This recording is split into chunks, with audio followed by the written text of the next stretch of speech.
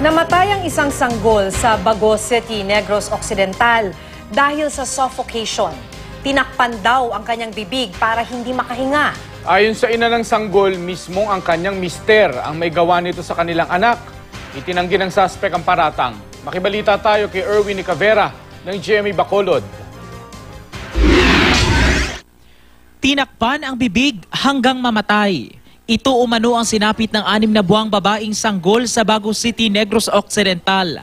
Ang may gawa umano nito, kanya mismong ama. Ang aligasyon sang nanay, na nakita man niya kung aging tabunan sang ang bata niya. Pero nagkainaway sila, sir, sa natabunan ng insidente? Asang aga ko naginaway man, kaya nakita ko man sang mother to nga may pilas sa bibig. Kusa namang sumuko sa mga otoridad ang suspect na si John Ray Biaco. Pero giit nito, hindi raw totoong pinatay niya ang kanyang anak. Lakat ko, tadlong bata ko siya mo. Maya pang pumatsak yung bata ko siya pag lakat ko ya. Pagbaya ko siya, paglakat ko sa libertad, pagdala ko sang sudan, kag tinapay siya, patay na ko yung bata ko. Ang mga kamag-anak ni Biaco ang kumumbinsi sa kanyang sumuko kahit pa naniniwala silang hindi nito magagawa ang krimen. Gapatigig kami, wala gisaya sang sala, kay sang time nga natabo sito nga 12 o'clock, ang hinablos ko ya wala dire.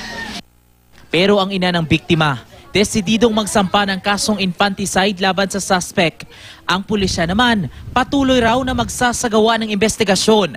Iimbestigahan din nila ang ina ng biktima. Hindi nagbigay ng pahayag sa harap ng kamera ang ina ng biktima.